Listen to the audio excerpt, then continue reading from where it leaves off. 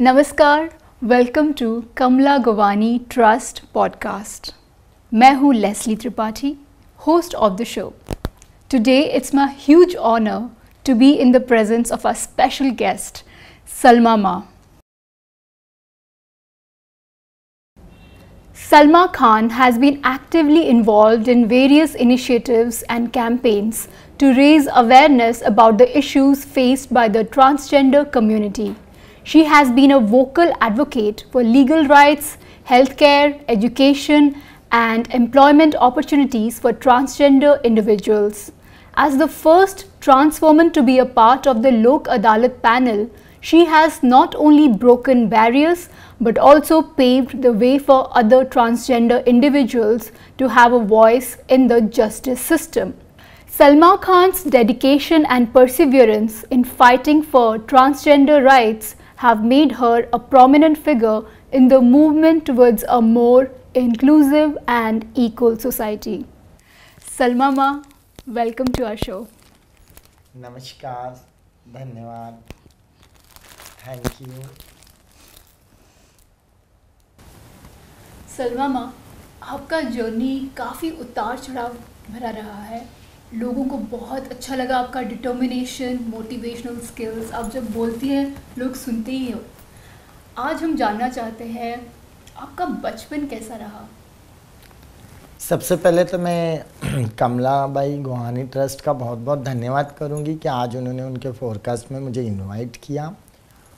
और सब कुछ बोलने से पहले मैं एक शायरी बोलना चाहूँगी। आँख में जो आंसू है, आँख में जो आंसू है, कौन इसका सानी है। आँख में जो आंसू है, कौन इसका सानी है। रुक गया तो मोती है और बह गया तो पानी है। और मैं सलमा उमर खान साकरकर, मैं कोकन से बिलोंग करती हूँ और मेरा बचपन पूरा मुंबई में ही बीता है।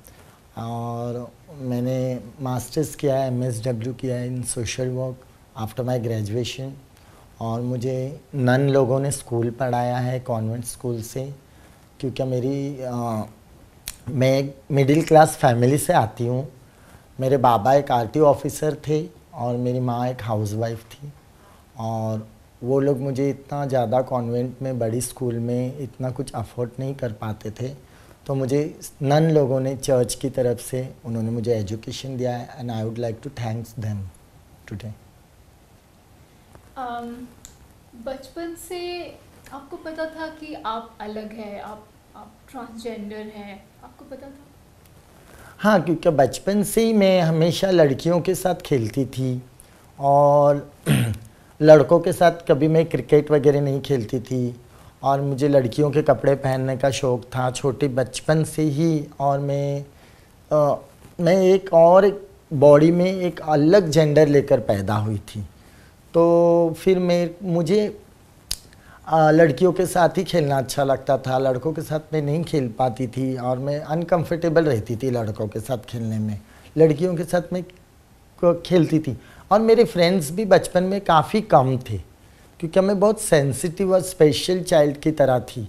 मुझे घर में रहना, पढ़ाई करना, घर के काम करना, और मेरी हॉबीज़ है कुकिंग। तो मैं बचपन से खाना बनाना, सिलाई करना, मेहंदी लगाना, ये सब चीज़ों में मैं बचपन से ही रहती थी। कौन से एज से? मैं 7-8 साल की होंगी, तब मैं शायद 4th-5वीं में भी होंगी। तभी से भी मुझे कुकिंग वगैरह का शौक़ था। और मैं लड़के लोगों के साथ बिल्कुल कम रहती थी, क्योंकि वो लोग मुझे टीज़ करते थे, बुलिंग करते थे। और स्कूल में भी मुझे वो लोग हिजड़ा, छक्का, मामू, गुड़ ऐसे करके बोलते थे। तो मैं लड़कों से थोड़ी सी अनकंफर्टेबल ही फील करती थी। मैम, कौन सी उम्र में आपने अपने परिवार को बोला कि आपकी लाइफ में ऐसे कुछ चेंजेस आपको लग रहा है एंड आप नॉर्मल लड़कों की तरह लाइफ लीड करना नहीं चाहती हैं? मैं शायद से 9th स्टैंडर्ड में थी और उसके बाद में मैं एब्रोज़ बनाने लग गई। और फिर मेरी कुछ ट्रांसजेंडर फ्रेंड्स थी जिनके साथ मैं ताली बजाने लग गई। तो फिर मेरे घर वाले लोग मुझे चिल्लाने लग गए इन चीज़ों को लेकर। तो तब मेरी समझ में आया कि मैं एक अलग बॉडी में एक अलग जेंडर के साथ पैदा हुई हूँ और मैं इस जेंडर के साथ में खुल के जीना चाहती हूँ। मैं इस बॉडी में कंफर्टेबल नहीं हूँ और मैं जो जीना चाहती हूँ वो जीवन ये नहीं है। तो मेरा जीवन अलग है क्योंकि लोगों ने जताया कि मैं कुछ अलग हूँ, क्योंकि लोग मेरे से देखते ही मुझे छेड़ना चालू करते थे, मुझे हंसना चालू करते थे। मुझे देख के लोगों ने अलग अलग नाम दिए। ऐसे तो अभी आपने मुझे बताया मेरा नाम सलमा उमर खान साकरकर है, मैं कोकन से बिलोंग करती हूँ, लेकिन दुनिया ने मुझे हिजड़ा, छक्का, मामू, गुड़, बायला ऐसे बहुत सारे नाम दिए। फिर उन नाम की रियलिटी मुझे पता चली तब मैं 9th स्टैंडर्ड में थी। और उसके बाद में मेरी फैमिली मुझे बहुत रोकने की कोशिश करती थी कि आप बिल्कुल ना जाओ, क्योंकि इस समाज का कोई वजूद नहीं है। आप कॉन्वेंट में पढ़ रही हो तो आप अच्छी पढ़ाई करो, अच्छा आप कुछ बनो, ये समाज में मत जाओ क्योंकि ये समाज की कोई मान्यता नहीं है। लेकिन मैं किसी के रोके से रुकी नहीं और मैं इस कम्युनिटी के अंदर 14 साल की उम्र से मैं इस कम्युनिटी में आ गई। मैम 14 साल की उम्र में क्या आपके पास कोई फ्रेंड्स थे जिन्होंने आपको रियलाइज़ करवाया, या आपने कोई फिल्म देखा या कुछ पढ़ा? क्योंकि इतनी ये बहुत डेलिकेट सी चीज़ है, समझना मुश्किल होता है कि हम एक अलग इंसान हैं, हमें ये सब चीज़ें पसंद है। तो ये जो एक डेजा वू, एक सेल्फ अवेयरनेस, या आपने कहीं पढ़ा, कुछ देखा, किसी ने आपको बोला कि you belong to this community, ऐसा कुछ हुआ आपके साथ? नहीं, ऐसे तो कुछ हुआ नहीं, लेकिन देखिए हम लोग 4 भाई बहन थे, 2 बहनें थी मेरी और हम 2 भाई थे, जिसमें कि मैं आधी बहन। तो हम 2.5 बहनें थी और 1 भाई था मेरा। और मेरी माँ मुझे बहुत प्यार करती थी, लेकिन मेरे भाई बहन हमेशा वो लोग बुरा मानते थे, क्या इसके वजह से हमारा फ्यूचर का क्या होगा, इसके वजह से हमारे बच्चों का भविष्य क्या होगा। अगर हम इसे घर में रखते हैं तो आने वाले दिनों में अगर हमारी फैमिलीज़ होंगी, हमारी शादी बच्चे होंगे, तो उन पे इसका इफ़ेक्ट क्या पड़ेगा। तो भाई हम इसे एक्सेप्ट नहीं कर सकते। माँ को कहा उन्होंने कि इसे निकाल दो घर से। और उसके बाद में मेरी माँ रोती हुई मुझसे बोली कि तुमने तो वंश आगे बढ़ाना नहीं है, तुमने तो ये ज़िंदगी स्वीकार कर ली। तब तक मैं साड़ी पहन के ताली बजाने लग गई थी। तब शायद से सरगम मूवी आई थी, तो डफली वाले डफली बजा, तो मैं अपनी ताली बजाना ज़ोर से शुरू कर चुकी थी और मैं साड़ी पहनना शुरू कर दिया था। तो उसके बाद में मेरी माँ मुझे मेरी फैमिली ने बहुत ज़्यादा वो किया, क्या मेरे भाई बहनों ने विरोध किया कि हम इसे एक्सेप्ट नहीं करेंगे विथ हिज जेंडर। तो उनको मुझे जो भी डिस्क्रिमिनेशन फेस करना पड़ा बिकॉज ऑफ माय जेंडर, कि मैं एक अलग शरीर में एक अलग आत्मा के साथ पैदा हुई और मेरे अंदर की जो औरत थी वो कहीं से रुकने के लिए तैयार नहीं थी। मैं खुल के जीना चाहती थी, जो मैं थी, मैं अंदर से जो थी मैं बाहर से भी वैसी जीना चाहती थी। तो फिर मेरे भाई और बहनों ने कहा कि भाई हम इसे एक्सेप्ट नहीं कर सकते, हम लोग तो नॉर्मल है, हम लोग की शादी होगी, हमारे बच्चे होंगे, तो इसका प्रभाव हमारे बच्चों पे क्या पड़ेगा, तो आप या तो इसे रख लो या तो हमें रख लो। तो मेरी माँ ने कहा कि आपसे तो मेरा वंश आगे नहीं बढ़ेगा, अब इनसे तो मेरा वंश आगे बढ़ेगा, तो आप ऐसे करो, आप इस समाज में जाना चाहती हो तो चले जाओ, लेकिन इस समाज का कोई वजूद नहीं होता है बेटा, इस समाज के कोई मायने नहीं है, कोई राइट्स नहीं है, और तुम इस समाज में जाने के बाद में लौटकर फिर तुम रोकर पछता कर नहीं आना, आप आपकी वेल सेटल ज़िंदगी करना, आप कुछ बनना और कुछ अच्छा करना, पर ये समाज में आप जाने से पहले फिर भी सोचो। और आप मुझे माफ़ कर दो, मैंने आपको जन्म दिया। तो मैंने कहा जब आपने मुझे जन्म दिया और आज आप मुझे रखना अच्छा नहीं समझ रही हैं, तो मुझे पैदा होते ही आपने मेरा गला क्यों नहीं घोट दिया। तो बोले तब मुझे नहीं पता था ना कि आप बाद में जाके आप इस तरीके से ताली पीटना चालू करोगे, ये करोगे। कोई बात नहीं, वो बोल रही है मैं तुझे एक्सेप्ट करने तैयार हूँ, मैं तो तुझे बहुत प्यार करती हूँ। और वो फ़र्क नहीं करती थी, वो सबसे ज़्यादा मुझे ही प्यार करती थी, मेरे भाई बहनों में सबसे ज़्यादा वो मुझे ही प्यार करती थी। लेकिन मजबूरी और हालात जो मुझे स्वीकार नहीं कर रहे थे, और लोगों की सोच, जो सोच मुझे स्वीकारना नहीं चाहती थी, तो फिर उस समय पे मैंने घर छोड़ दिया। मैं घर छोड़ देने के बाद में फिर मेरा सफ़र शुरू हुआ सड़क से। फिर मैं सड़कों पर आ गई, फिर मेरे पास कोई सहारा नहीं था, कोई साधन नहीं था। फिर मैं सड़क पे आने के बाद में हर कोई ट्रांसजेंडर, देखिए मैं हो चाहे कोई भी हो, हम लोगों को कई बार ऐसा होता है कि घर से निकाल दिया जाता है, कई बार हम लोग घर छोड़ के निकल आते हैं, तो हमें स्वीकारते नहीं है लोग। तो फिर हमारा सहारा क्या होता है? तो हमारा सहारा होता है सड़क। फिर हम उस सड़क से हमारी जीवन को शुरू करते हैं। कई समय पे फिर हम लोगों को भूख लगती है, तो हम लोगों को रहने के लिए कहीं पर घर होना चाहिए, या हम कहाँ जाएंगे, तो फिर हम सड़क पर निकल आते हैं। फिर कोई सहारा नहीं होता है, तो फिर हम लोग ताली बजाना चालू करते हैं, सिग्नल पे पहुंच जाते हैं। फिर कई समय पे हम लोग नाचने गाना स्टार्ट कर देते हैं। फिर हम लोग अपने लिए अपना गुरु ढूंढते हैं। फिर हम इस कम्युनिटी में आ जाते हैं। फिर हमारा जीवन इस सड़क से शुरू होता है, तो ताली बजना शुरू होती है।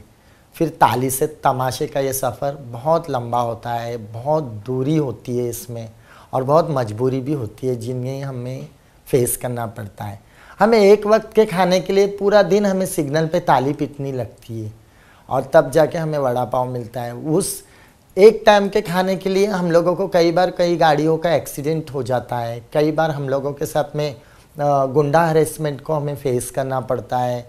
कई बार हम बधाई पर जाते हैं, हम मंगलमुखी कहलाते हैं। लोगों की शादी, बच्चे के अच्छे मंगल कार्य में हम लोग आते हैं, तो हम मंगलमुखी कहलाते हैं। लेकिन लोग हमें दुआएं लेने के लिए तो याद करते हैं, लेकिन जब हमारे अधिकार देने की बारी आएगी तो वो दरवाजे बंद कर लेते हैं।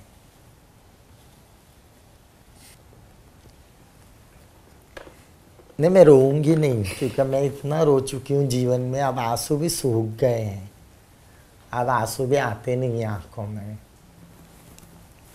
आज जैसे आपने मेरे सब सवालों पे ध्यान दिया, तो मुझे सब फिर से मैं ना 86 में चली गई कि क्या हुआ था, कैसे निकाला गया था घर से। मत रोइए, क्योंकि वक्त और हालात इंसान को जीना सिखा ही देता है। और आज देखिए मैं आपके सामने बैठी हूँ। मैम, आपका जर्नी इतना टफ रहा है बचपन में, मेरे आंसू तो नहीं रुक रहे हैं। आप इतने यंग एज में इतना डिस्क्रिमिनेशंस, इतना भेदभाव सहे हैं, आपको सपोर्ट नहीं मिला, फिर भी आप इतना स्ट्रॉन्ग बने हैं। बट मेरा एक सवाल है, इतने सारे चैलेंजेस आपके लाइफ में आए हैं, फिर भी जैसे आप अडल्ट बनी और आपको एक कमाई लाइफ में जो होता है ना, हम इनकम जनरेट करना चाहते हैं, कुछ कमाना चाहते हैं, आपके लिए इजी था या बहुत डिफ़िकल्ट था? देखिए बहुत डिफ़िकल्ट था, क्योंकि जिस समय पे हमें घर से निकाल दिया जाता है या हम घर छोड़ देते हैं तो बहुत मुश्किल हो जाती है, बहुत डिफ़िकल्टीज़ को हमें फेस करना पड़ता है। इतना आसान नहीं था, ये बहुत मुश्किल था। लेकिन वक्त और हालात हमें सब कुछ सिखा देता है। फिर हम लोग लोगों के घर नाचने चले जाते हैं, हम लोगों के खुशियों में शामिल हो जाते हैं, हम सिग्नल्स पे चले जाते हैं, हम ट्रेन में मांगने चले जाते हैं, हम बधाई मांगते हैं, हम मंगलमुखी कहलाते हैं। मेरी कुछ बहनें सेक्स वर्क जैसे वर्क की तरफ भी चली जाती है। ये सिर्फ उनकी मजबूरी की वजह से, क्योंकि लोग उन्हें रोज़गार नहीं दे रहे हैं। आज अगर हम लोग भीख मांगते हुए आपको दिखते हैं, सिग्नल पे अगर हम आपको दिखते हैं, तो आप लोग बोलते हो कि ये लोग बहुत एग्रेसिव हो जाते हैं, ताली बजाते हैं, लोग हम लोगों को परेशान करते हैं।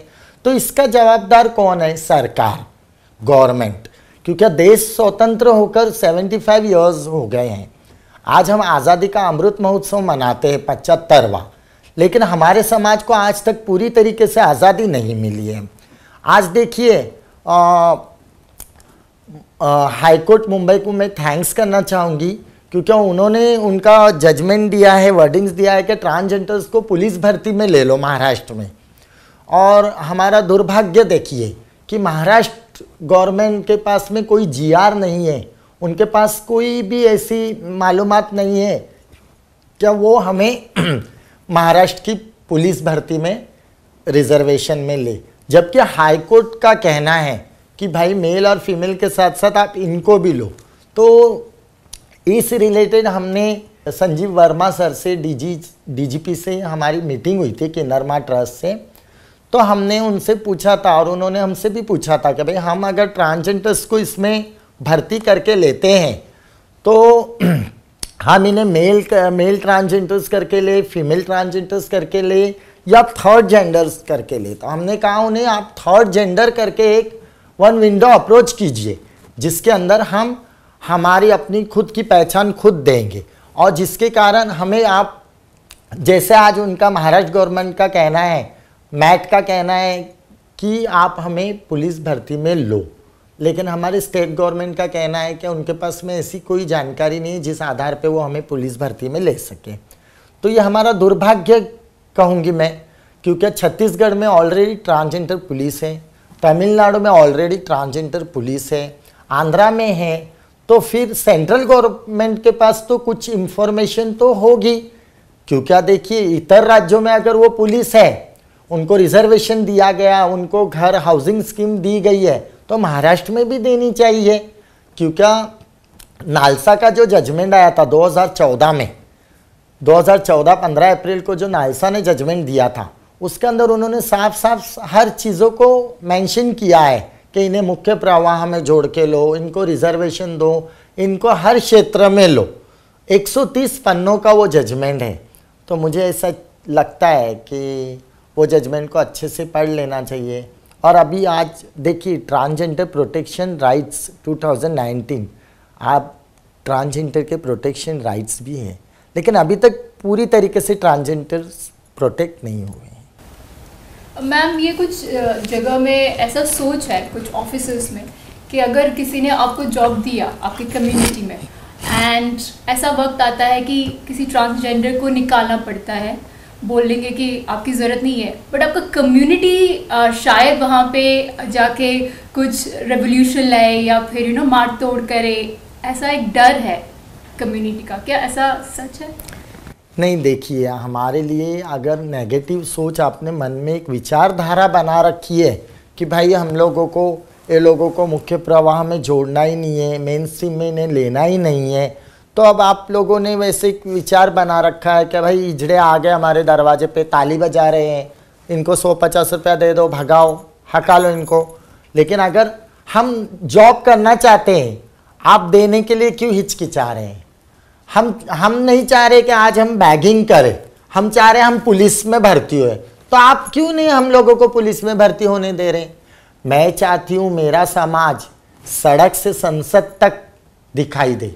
मैं चाहती हूँ मेरा समाज का हर एक वो व्यक्ति, उसे व्यक्ति स्वतंत्र का अधिकार मिले। वो सिर्फ ताली बजाता हुआ सिग्नल पे नहीं दिखाई दे, तो वो संसद में भी अपनी ताली की गूंज सुनाई दे। और हमारे लोगों को जॉब देने से लोग कतराते हैं, क्योंकि वो हमारे साथ एक डिस्क्रिमिनेशन करते हैं कि ये हिजड़े, ये लोगों को क्या है, ये लोगों को 2 रुपया दे दो, भगा दो। और जब हम लोगों का आशीर्वाद की ज़रूरत होती है तो हम लोगों को अपने घर बुलाते हैं, हम लोगों के घर आते हैं, लोगों के शादी बच्चों में आके हम लोगों को आशीर्वाद देते हैं। और हमें राम जी का वरदान है कि हम हर किसी के मंगल कार्य में शामिल होंगे और एक दिन हमारा राज भी आएगा।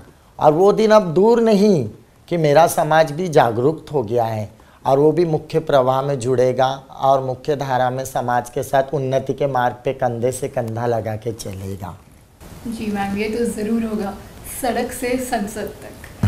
मैम, आपका जर्नी के बारे में सुन के आई गॉट एक्सट्रीमली इमोशनल कि बचपन से आप क्या क्या सब भेदभाव फेस कर रहे हैं।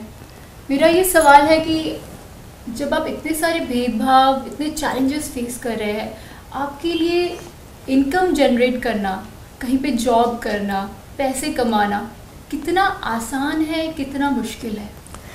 आफ्टर नालसा जजमेंट, अब लोग 2014 के नालसा जजमेंट के बाद में लोग हम लोगों को जॉब देने लग गए हैं। थोड़ा सा इजी हुआ है, लेकिन पूरी तरीके से अभी तक धीरे धीरे बदलाव आ रहे हैं।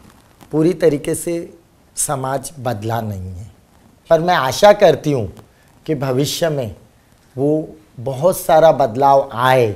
धीरे धीरे क्यों ना हो, हम मुख्य प्रवाह में ज़रूर जुड़ेंगे। मैम, आपने बहुत प्यारी बात कही कि सड़क से संसद तक का जो सफ़र है, you would love to be part of that, और आप देखना चाहेंगी। मैम, एक छोटी सी पहलू है जो कि मेरे लिए बहुत इम्पॉर्टेंट है, peace of mind, mental health.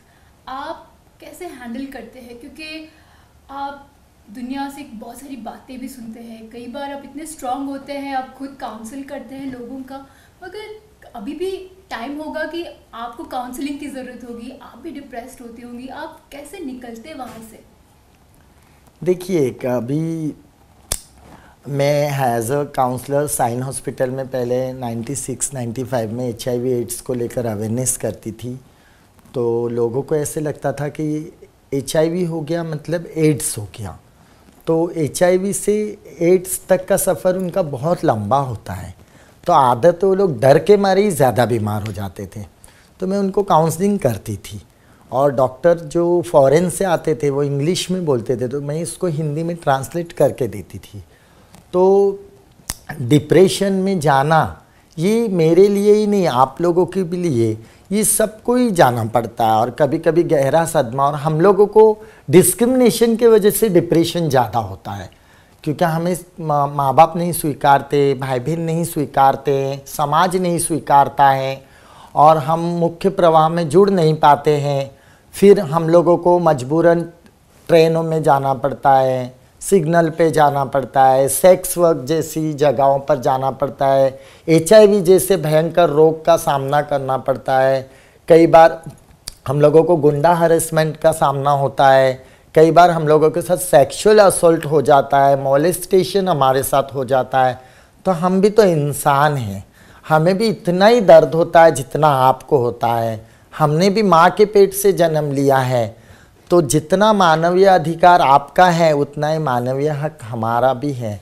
आप हमारे दर्द को समझो, आप हमारे साथ बैठो, हमारी समस्याओं को सुनो, तो आपको पता चलेगा हम भी इंसान हैं।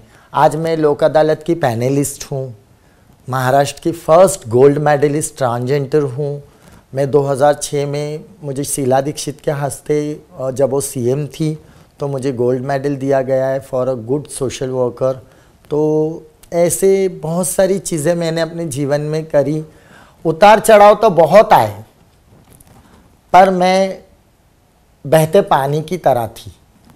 मैं चट्टानों को चीरती हुई, समस्याओं को पीछे ढकेलती हुई, मैं मेरे समाज के लिए अच्छा रास्ता बनाती हुई नदी की तरह चट्टानों को चीर के रास्ता बनाती हुई आगे बढ़ी। और that's why I am today here front of you and talking about my community. Ma'am, पहले ऐसा होता था कि ट्रांसजेंडर्स एज अ कम्युनिटी को लोग बहुत गाली देते थे, सेक्स वर्कर्स के नाम से बोलते थे, कुछ भी बोलते थे, रिस्पेक्ट नहीं करते थे।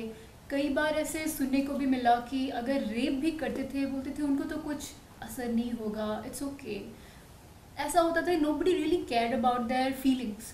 अभी एक दौर चल रहा है जहाँ पे आपके कम्युनिटी में बहुत सारा एजुकेशन आ रहा है, people are doing so good and बहुत रिस्पेक्ट मिल रहा है। देयर इज अ चेंज, एक शिफ्ट हुआ है। सो आपके घर में भी आपको सेम रिस्पेक्ट मिल रहा है, कम्युनिटी में सेम रिस्पेक्ट मिल रहा है, what do you want to say about it? देखिए, हम लोगों के साथ तो बहुत तरीके से रेप जैसी घटनाएं होती हैं, मोलेस्टेशन हमें किया जाता है, मोलेस्ट किया जाता है, लेकिन पहले रजिस्टर नहीं होती थी केसेस, क्योंकि लोग सोचते थे अगर मैं कंप्लेंट देने जाऊंगी तो वो पुलिस उल्टा मुझसे ही सवाल करने लग जाएगी, तो वो डर के मारे से, शर्म के मारे से वो कंप्लेंट नहीं दर्ज करते थे। लेकिन मैं खुद एक रेप विक्टिम हूँ। कोविड में 24 अक्टूबर 2020 के रोज़ हमारे घर में एक हिस्ट्री शीटर ने घुस के मेरे साथ बलात्कार जैसी घटना को अंजाम दिया, जिसके बाद में मैंने पुलिस में उस चीज़ की शिकायत की तो मेरी एफआईआर रजिस्टर करने के लिए उन्हें 1 महीने का समय लगा और एक्यूज़ को अरेस्ट करने के लिए 2 महीने का समय लगा। डेढ़ 2 महीने के बाद उन्होंने एक्यूज़ को अरेस्ट किया और अब उसके बाद में एक्यूज़ को बेल हो गई। बट मैं चाहती हूँ कि मुझे न्याय मिले और मुझे भारतीय संविधान पे, भारतीय कायदे पे पूरा विश्वास है कि आई विल गेट जस्टिस, क्योंकि हमारा कॉन्स्टिट्यूशन ऑफ इंडिया जो मुझे अधिकार देता है व्यक्ति स्वतंत्र का, तो मैं भारतीय कानून पे विश्वास रखती हूँ कि मुझे न्याय जल्द से जल्द मिले और मेरे जैसी मेरी जितनी किन्नर बहनें हैं जो रेप की शिकार हुई, और मैं तो कोविड के टाइम पे हिस्ट्री शीटर के हाथों शिकार हुई, जो मेरी बहनें, जो मेरी किन्नर माताएं बहनें हैं, वो जो भी मोलेस्ट होती है, जो भी रेप जैसी घटनाओं की, कभी कभी तो उनको गुंडे मर्डर तक कर देते हैं और उनकी जांच तक जल्दी नहीं होती है। कभी कभी मेरी बहनें सेक्स वर्क करती हैं पेट के लिए क्योंकि उन्हें रोज़गार सुविधा नहीं है, तो इसके लिए सरकार भी जवाबदार है। तो सरकार को चाहिए कि थोड़ी सी जवाबदारी वो अपनी भी उठाए और मुख्य प्रवाह में हम लोगों को ज़रूर से ज़रूर ले। और हमारा भारतीय संविधान आर्टिकल 14 और 15 कहता है कि जाति और लिंग को लेकर किसी के भी साथ भेदभाव होना नहीं चाहिए, और मैं आशा करती हूँ क्या मुझे भी न्याय मिलेगा और मेरे पूरे समाज को भी न्याय मिलेगा। और हमने 2021 में एक याचिका दायर की है सुप्रीम कोर्ट में to establish the transgender welfare board in India, because welfare board तो अदर स्टेट में है लेकिन महाराष्ट्र में भी है, बट वो एक्टिव नहीं है, तो उसको एक्टिव होना चाहिए। और इसके लिए हमने एक याचिका दायर की है सुप्रीम कोर्ट में 2021 में, और उसके ऊपर नोटिस आया 12 अप्रैल 2021 में, और वो याचिका PIL डिमांड कर रही है कि establish the transgender welfare board through out in India and police abuse the transgender on the basis of gender, क्योंकि एनीवन कैन नॉट जज अस ऑन आवर जेंडर। हम मानव हैं तो वो हमें मानवता पे हमारा अधिकार है, इन चीज़ों के लिए उन्होंने हमें जताना नहीं चाहिए। या हम अलग जेंडर है पर हम जानवर नहीं हैं, तो उन्होंने इन चीज़ों का ख्याल रखना चाहिए। Ma'am, what's your message to the society? मेरा समाज से यही एक रिक्वेस्ट है मैसेज के ज़रिए कि हमें स्वीकारो, धिक्कारो मत। जैसे हम आपके मंगल कार्यों में आते हैं, हम मंगलमुखी कहलाते हैं, हम आपकी खुशियों में शामिल होते हैं, आपको आशीर्वाद देते हैं और हमारे दुआओं में बहुत असर है, तो आप लोग हमें स्वीकारो। अगर मेरी कोई किन्नर बहन डॉक्टर बनना चाहती है तो आप उन्हें जॉब दो। अगर कोई मेरी किन्नर बहन आपके घर में पैदा होती है तो आप उसे तिरस्कार नहीं देना, आप उसे स्वीकारो और हमें स्पेशल चाइल्ड की तरह देखिए। हम भी मानव हैं तो हमें भी मानवता पे अधिकार होना चाहिए, और हम लोगों को आप स्वीकारो, हम लोगों को साथ में भेदभाव मत करो, क्योंकि हमें भी दर्द होता है, हम भी इंसान हैं।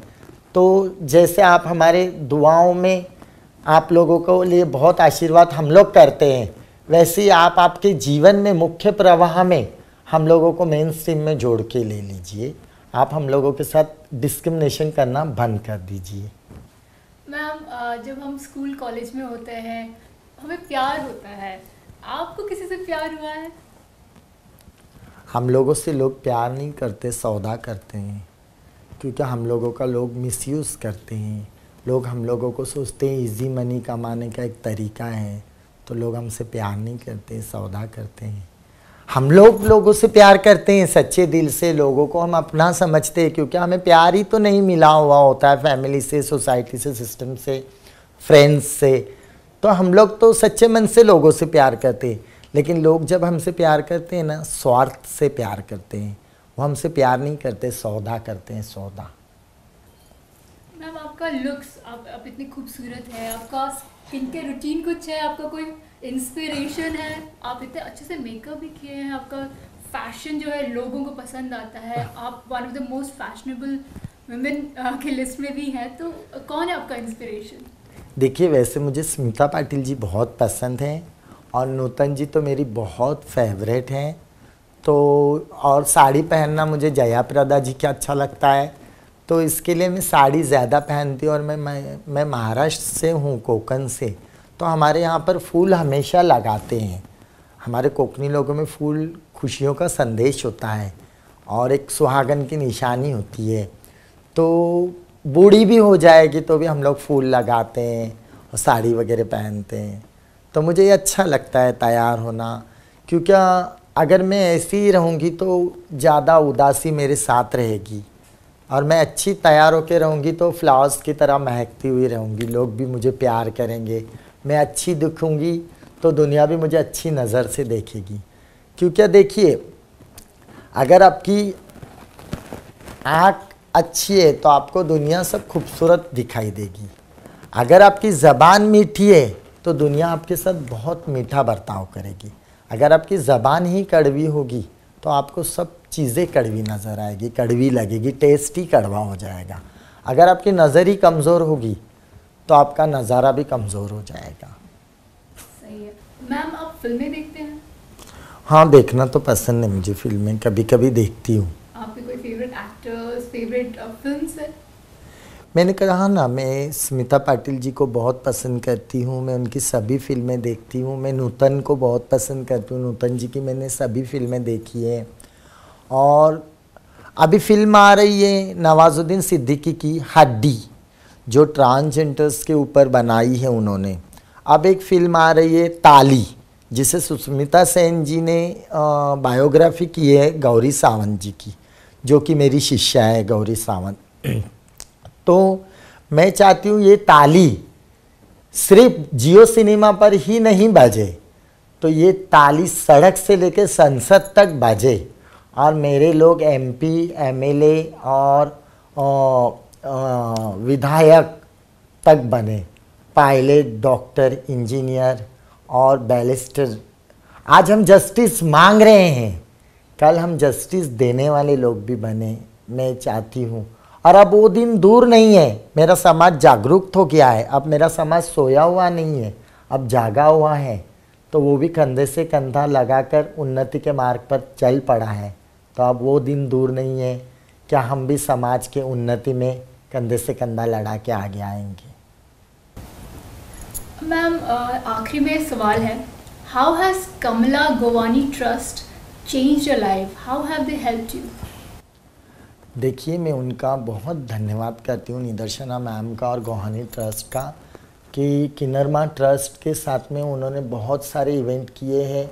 और कोविड के काल में उन्होंने हमें राशन की मदद की है, वैक्सीनेशन के लिए मदद किया है। और कोरोना जैसे महामारी के समय पे, जब पैंडेमिक इतना खतरनाक लॉकडाउन लग चुका था कि सबको अपने अपने घरों में रहना था, घरों से बाहर नहीं आना था, वैसे समय पे हमें निदर्शना मैम ने, गोहानी ट्रस्ट ने हम लोगों को राशन की मदद दी। और किन्नरमा ट्रस्ट ने 70 से 80 हज़ार ट्रांसजेंडर्स को राशन देने की मदद की और वैक्सीनेशन कैंप लगाए महाराष्ट्र स्टेट गवर्नमेंट के साथ मिलकर। तो मैं गोहानी ट्रस्ट का बहुत मन से आभार करती हूँ, धन्यवाद करती हूँ। और किन्नरमा ट्रस्ट ने भी जो भी काम किया है किन्नरों के अधिकार के लिए, उनके फंडामेंटल राइट्स के लिए, तो मैं चाहती हूँ गोहानी ट्रस्ट, किन्नरमा ट्रस्ट ऐसी हार्ड वर्क करते रहें और बहुत आगे जाए। क्योंकि देखिए, उन्होंने कोई भी काम सिर्फ नाम के लिए नहीं किया है, तो ज़मीनी हकीकत में लोगों को लाभ मिले इसके लिए किया है। और मैं आशा करती हूँ भविष्य में भी वो ऐसी लोगों के लिए काम करती रहे। और गोहानी ट्रस्ट तो नारी शक्ति के साथ काम करती ही है, पर वो किन्नरमा ट्रस्ट के साथ काम करती है तो हमें ऐसा लगता है अर्ध नारी शक्ति को भी वो अपने साथ लेकर चलती है। तो मैं मालिक से आशीर्वाद करूँगी कि मैडम का ऐसी नाम हो और पूरी दुनिया में उनका ऐसी काम हो और गोहानी ट्रस्ट ऐसी बहुत आगे बढ़े। और हमारी किन्नरमा ट्रस्ट को हमेशा वो अच्छा चांस देती है, आगे भी दे। और हमारे किन्नरों के लिए उन्होंने हमेशा हमारे उज्जवल भविष्य के बारे में सोचा है, तो मालिक उनका हमेशा अच्छा ही रखे उनको, उनके बच्चों को। जय हिंद, जय भारत, नमस्कार। Kamla Ankibai Ghamandiram Govani Trust, founded by Nidarshana Govani ji, is a philanthropic organization dedicated to the upliftment and empowerment of society. With the core principle of rise by lifting others, the Trust has consistently worked towards creating a positive impact in various sectors.